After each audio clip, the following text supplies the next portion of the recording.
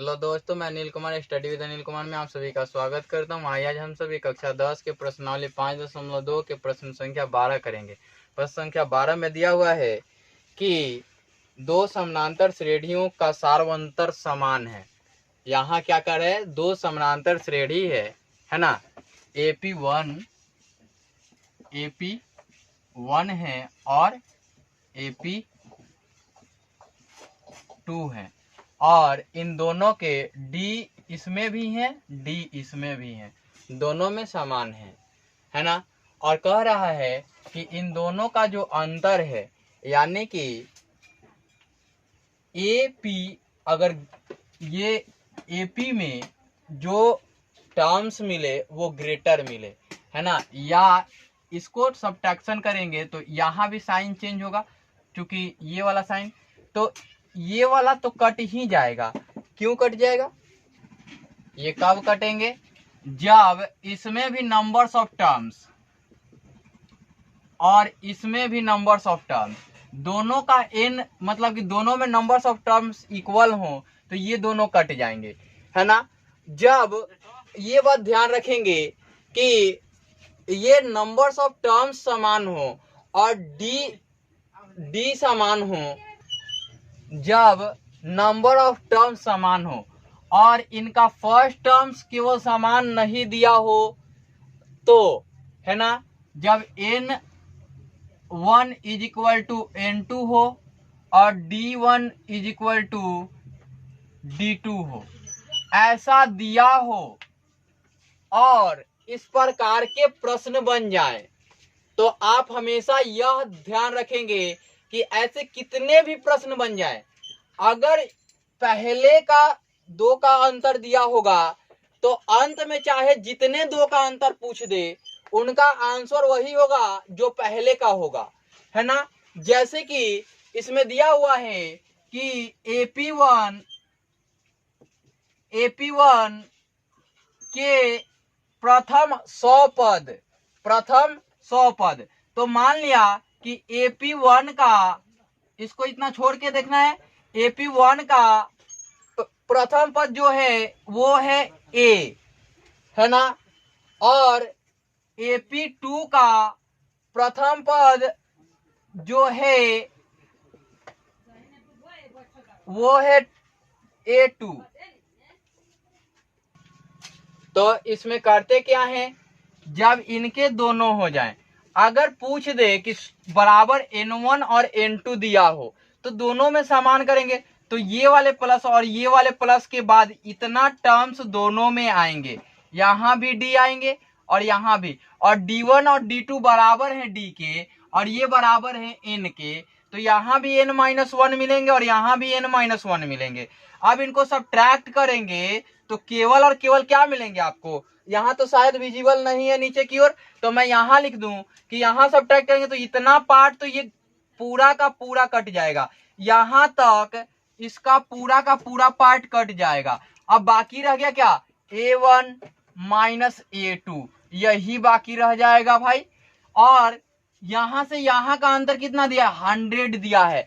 आप ऐसा कर सकते हैं कि यहां लिख सकते हैं, उल्टा करके भी लिख सकते हैं, A2 माइनस A1 भी लिख सकते हैं आप, और ये कितना दिया हुआ है, 100 दिया हुआ है। अब आपसे पूछ दे कि नहीं हमें n का मान कुछ दे दे, अगर कह दे कि यहाँ n कितना है, 100 है, तो यही मान इतने आएंगे। अगर यही दे दे 100, आपके प्रश्न में 100 दिया हुआ है इसलिए मैं 100 पे बता रहा हूं, अगर यहाँ n का मान 1000 दे दे, n का मान 999 दे दे, n का मान कुछ भी दे दे, है ना, एनी नंबर, कोई भी नंबर दे दे, तो इसका मान 100 से कोई चेंज नहीं होगा, ये कांस्टेंट हमेशा कांस्टेंट ही रहेगा, है ना, कांस्टेंट, ये कांस्टेंट रहेगा, कांस्टेंट रहेगा, इसलिए आपको, तो कांस्टेंट, ये कांस्टेंट लिखा हुआ है, मैं लिख दूंगी एक बार फिर से, कांस्टेंट, है ना, इधर शायद एंटी नहीं दिख रहा है तो कांस्टेंट लिखा हुआ है, ये कांस्टेंट रहेगा, ये कांस्टेंट कभी चेंज नहीं होगा। जो यहाँ दिया रहेगा पहले, अगले वाले में भी वही आंसर होंगे। आपको पता भी चल गया होगा कि इसका आंसर क्या होगा। तो आइए मैं इसके लिए बता रहा हूं आप सभी को। दिया है कि दो समानांतर श्रेणियों का सार्व अंतर समान है। 12 में हल दिया है, कह रहा है ना कि D बराबर D1 और D2 दोनों बराबर हैं, है ना। और कह रहा है कि दो समानांतर श्रेणी दिए गए हैं। क्या दिए गए हैं? AP1 दिए गए हैं, है ना। AP1 दिए गए हैं और दो समानांतर श्रेणी दी गए, तो ये नहीं भी लिखेंगे तो चल जाएंगे। आइए देखते हैं। कहता है कि यदि इनके 100वें पद का अंतर, है ना, तो AP2 माइनस AP1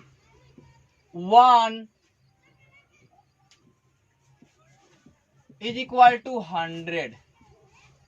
आपसे पूछा क्या गया है कि इनके 100वें पद का अंतर दिया गया है ना। अंतर यहां लिख लेंगे 100वें पद का, है ना। या आप लिखेंगे इसको, ये ना लिख करके अगर लिखें तो मैं एक चीज सिखा दूं आपको कि ये नहीं, यहां देखिए इसको लिख सकते हैं कि एक लिखेंगे AN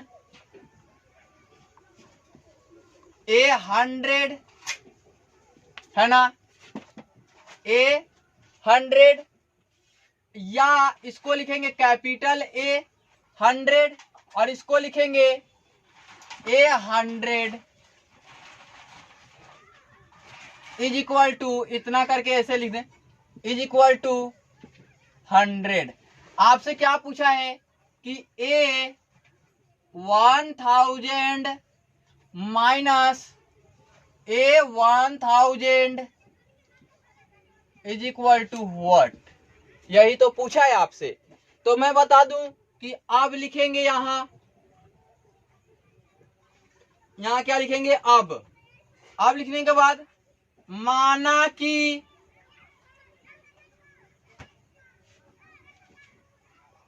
पहले AP का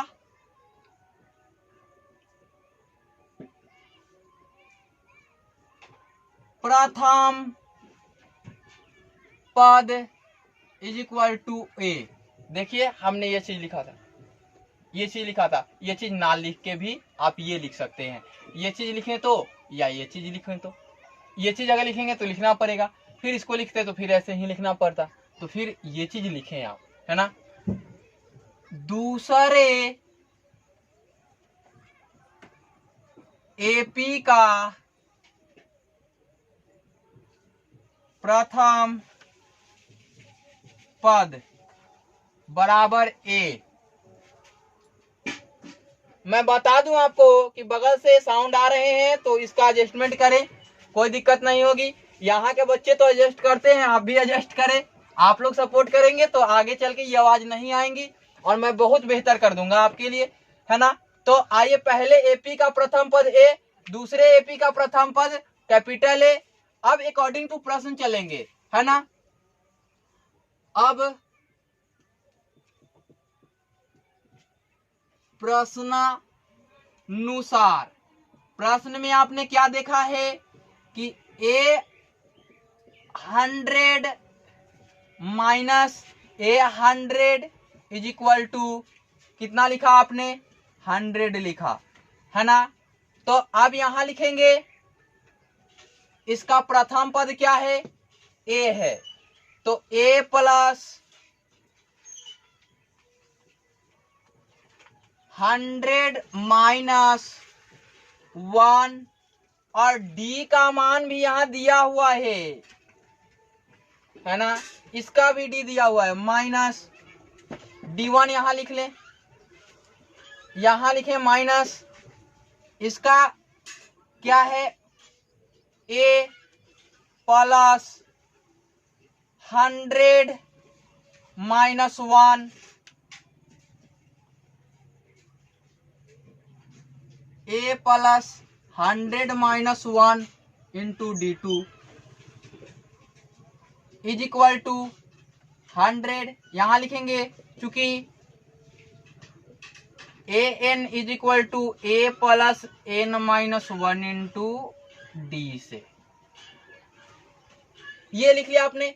मैं आपको बताऊं कि ये आगे चल के लिखेंगे तो लिखेंगे या पीपीटी तो हट ही जाएंगे, ए प्लस 99D, यहां माइनस है, ब्रैकेट में लिखेंगे A plus 99D is equal to 100।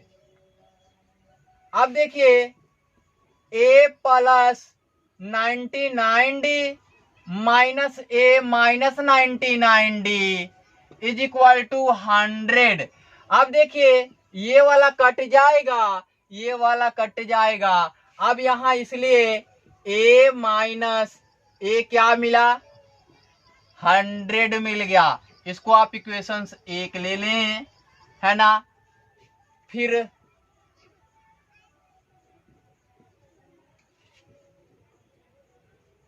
A 1000 minus ए 1000, इससे मुझे चलना है तो इसको इक्वल टू करके लिख लूं, है ना। यहां से लिखूं इक्वल टू करके 1000 के लिए 1 प्लस 1000 माइनस 1, और यहां पे आप देख रहे हैं कि यहां भी क्या है, D1 है, सॉरी यहां D2 होंगे ना, क्योंकि ये दूसरे पद के लिए है, ये D1 होंगे, यहां D2 होंगे। और यहां ब्रैकेट बंद करके ए प्लस 1000 माइनस 1000 मीन्स 1000, और यहां D1 इज इक्वल टू, यहां से नहीं यहां करेंगे ए, अब देखिए प्लस 999, और ये D2 का मान क्या है, D है, यहां हमने पुट भी कर लिया। यहां चाहते तो लिख सकते थे आप, यहां पे माइनस करके लिखूं मैं, यहां ए और प्लस 999, और यहां भी देखिए क्या दिया हुआ है, D दिया हुआ है। अब देखिए यहां ए हो जाएगा plus 999 D minus A minus 999 D। हमने आपको शुरू में ही बता दिया है कि जो आंसर पहले दिया होगा वही आंसर बाद में भी होते हैं, क्योंकि समीकरण 1 से A minus A is equal to 100 आपने देखा, इस प्रकार से इसके सॉल्यूशंस होंगे। मैंने आपको शुरू में इसलिए बताया कि आप कहीं जाए कंफ्यूज मत हो। आपको मैं बता दूं कि जब नंबर्स ऑफ टर्म्स n1 और बराबर में n2, आप देख रहे हैं कि ये n1 और n2, इसी प्रकार से d बराबर d1 और d2 दे दे। यहां AP1 रहेगा और AP2 रहेगा, है ना। और यहां ऐसा दिया रहेगा तो चाहे कुछ भी नंबर पहले दिया रहे, है ना, आपसे दिया रहे कि ए दिया रहे 500, है ना, और ए दिया रहे 500 और इसका अंतर दिया रहे 400, है ना, तो पूछ दे कि ए 5 लाख माइनस ए 5 लाख, तो इसका भी आंसर 400 ही होगा, इसका भी आंसर 400 ही होगा।